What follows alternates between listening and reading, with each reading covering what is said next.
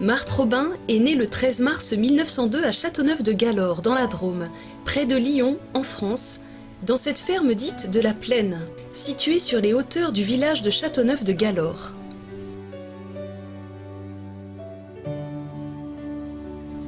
Elle est la 6e enfant de Joseph et Célestine Robin. Ses parents sont de modestes paysans qui travaillent dur leurs 10 hectares de terre pour nourrir leur famille. La famille Robin n'est pas pratiquante, mais ses parents tiennent à la faire baptiser. Très tôt, Marthe rend de petits services.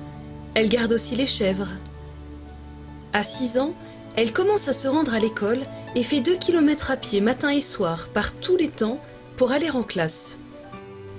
À 10 ans, elle fait sa première communion. Alors qu'elle n'est pas dans un milieu porteur sur le plan de la foi, Marthe a déjà une relation personnelle avec le Seigneur. Je crois que ma communion privée a été une prise de possession de notre Seigneur. Il s'est emparé de moi à ce moment-là. Elle aime la Vierge Marie et tire souvent son chapelet de sa poche pour le dire en route. Je priais Marie, mais surtout je lui parlais. Pourtant, de santé fragile, elle manque à de nombreuses reprises l'école et ne passera jamais l'examen du certificat d'études. À 16 ans, elle tombe très gravement malade. Elle reste au lit plus de 2 ans dans un état léthargique. Quel travail secret le Seigneur opère-t-il en son âme? En fait, le Seigneur se révèle à elle. Dieu est bon. Dieu est Père. Dieu nous aime. Dieu compatit et adoucit toutes nos souffrances. La souffrance est l'école incomparable du véritable amour. Sa santé semble alors se rétablir. Elle reprend une petite activité. Elle fait de la broderie pour payer ses médicaments.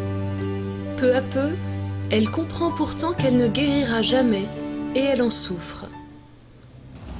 De 16 à 26 ans, la maladie progresse, lui causant de grandes souffrances.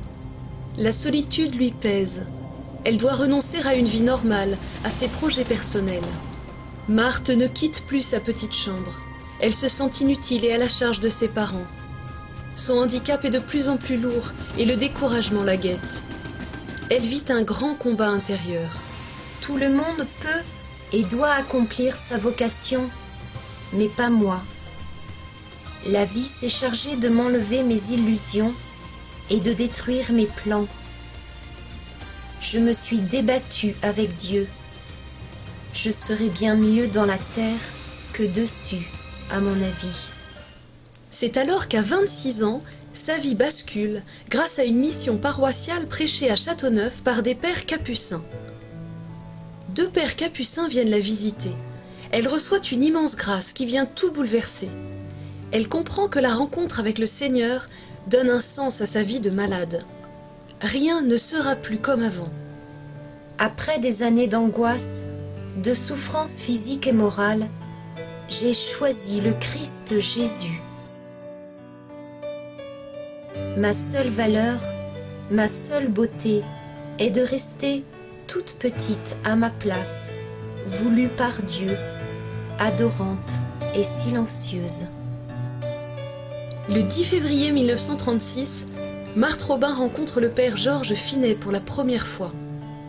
Ce prêtre de Lyon vient lui apporter un tableau de la Sainte Vierge pour la petite école de filles fondée, à sa demande, en 1934 à Châteauneuf.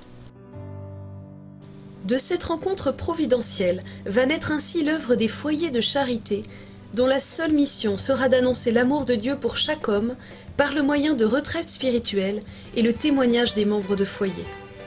La première de ces communautés se trouve à Châteauneuf-de-Galor, mais peu à peu, des foyers de charité sont fondés dans le monde entier.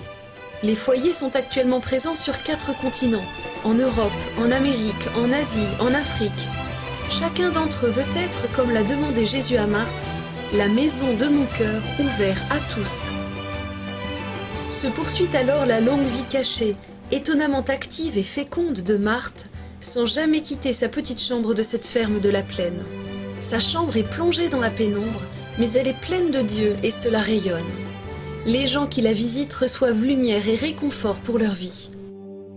Au long des années, en plus des retraitants qui viennent se confier à sa prière, Marthe accueille aussi des hommes et des femmes ayant des responsabilités dans l'Église ou dans le monde, des fondateurs de communautés nouvelles et bien d'autres personnes.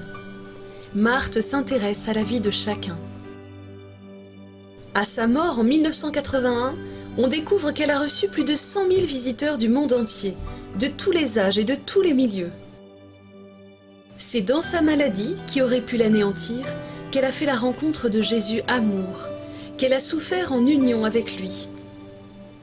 C'est Jésus qui lui a donné cette grâce de transformer sa vie et celle des autres. Aujourd'hui encore, sa maison de la Plaine demeure ouverte à tous. Tous les jours, des gens viennent dans sa chambre se confier à son intercession. Et même sans aller à Châteauneuf, on peut lui confier des intentions. De nombreux témoignages de grâce reçus par son intercession au ciel affluent à Châteauneuf. Avec Jésus, prendre sa croix et le suivre en la portant, ce n'est pas mettre des boulets à ses pieds, mais des ailes à son cœur. De la joie, du bonheur, du ciel dans sa vie. Obscur et ignoré, ce sera mon privilège dans le ciel. Sans nom, sans gloire connue de la terre, je veillerai sur les miens si chers, sur tous, paré de la belle couronne de ma grande mission qui se poursuivra plus rayonnante, plus vaste encore. Connue que de ceux que je viendrai visiter, fortifier, encourager, relever. Et encore, ne sauront-ils pas toujours que c'est moi? Si souvent, je leur demeurerai invisible.